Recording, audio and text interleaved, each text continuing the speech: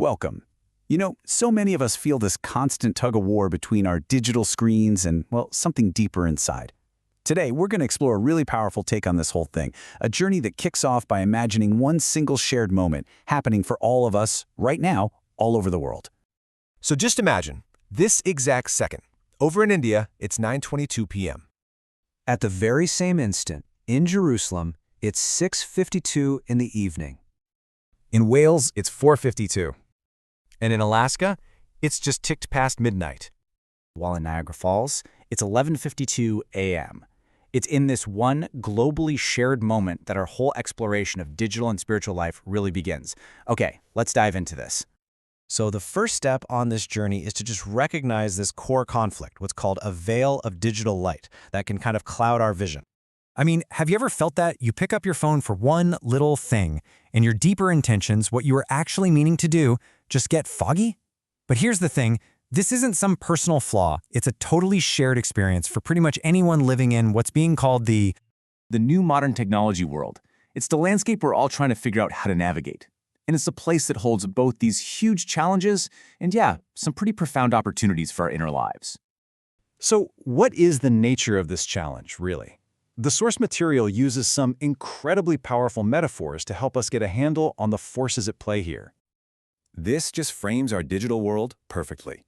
It's not some gentle stream we're dipping our toes into. It's a mighty rushing wind. And the most crucial point here is that it's an engineered current. It's designed to pull you along. It's this great sea that can either carry you to a new, elevated understanding, or it can trap you in that endless cycle of scrolling and watching. And this digital sea, it presents us with this really fundamental spiritual choice every single day. And it's a choice that affects the one resource we can never get back, our time. Seriously, think about it. Have you ever just looked up from a screen and thought, wait, where did the last hour just go?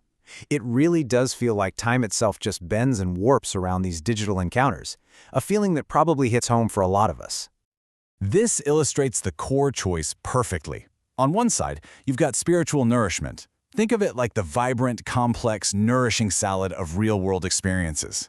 And on the other side, digital gratification, that convenient takeout box of instant content.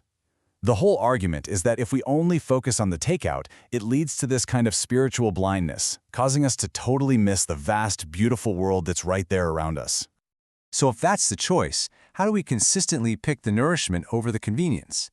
Well, the path forward is all about reclaiming our inner vision. The key here is to reframe what discipline even is. It's not about willpower or gritting your teeth. It's a spiritual act. It's about applying the exact same focus we use for our biggest life goals directly to our digital lives. And this is grounded in real, tangible actions. Just think about that focused energy you use to save up for a vacation, right? Or the anticipation you feel counting down to a big event. The idea is to apply that same intentional energy to cultivating a more insightful, a more meaningful online life. And what's the reward for this discipline? It's described as a spiritual mystery box opening, which is such a beautiful metaphor. It's this idea of unexpected treasures, creativity, and insights that are just waiting for us, right beyond the screen, if we can only give ourselves the space to find them. So, where does this path ultimately lead? The goal isn't to just ditch technology altogether, but to use it with real intention, to build a more focused and purposeful life. This is what it's all about, real spiritual self-improvement.